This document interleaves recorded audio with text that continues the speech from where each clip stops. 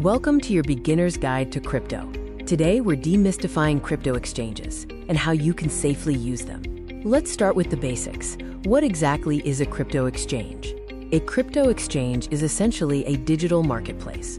It's where you can buy, sell, or trade cryptocurrencies like Bitcoin and Ethereum. Think of it like the stock market, but specifically for digital assets. It connects people who want to trade crypto. So how does the actual trading happen on these exchanges? The core function is matching buyers and sellers. If you want to buy Bitcoin, the exchange finds someone willing to sell it at an agreed-upon price. This matching process uses an order book, which lists all the current buy and sell orders for a specific cryptocurrency. Crypto exchanges come in two main types, centralized and decentralized. Let's look at the differences.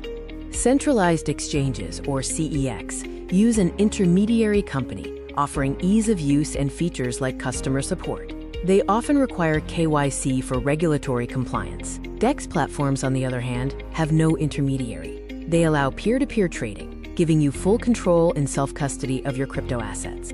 Now that you know the types, here's how you actually get started with buying and selling. Exchanges provide, fiat on-ramps, where you can deposit traditional money, like dollars or euros, using bank transfers or credit cards to buy crypto. The reverse is the off-ramp. You trade using trading pairs, like BTC USD. You can use market orders for an instant trade at the current price, or limit orders to set a specific price you want to buy or sell at. If you're looking for where to start, here are some examples of popular exchanges. Some well-known centralized exchanges include platforms like Coinbase and Binance. For decentralized exchanges, popular options include Uniswap and PancakeSwap. Safety is paramount in the crypto world. Here are a few tips for choosing a safe exchange.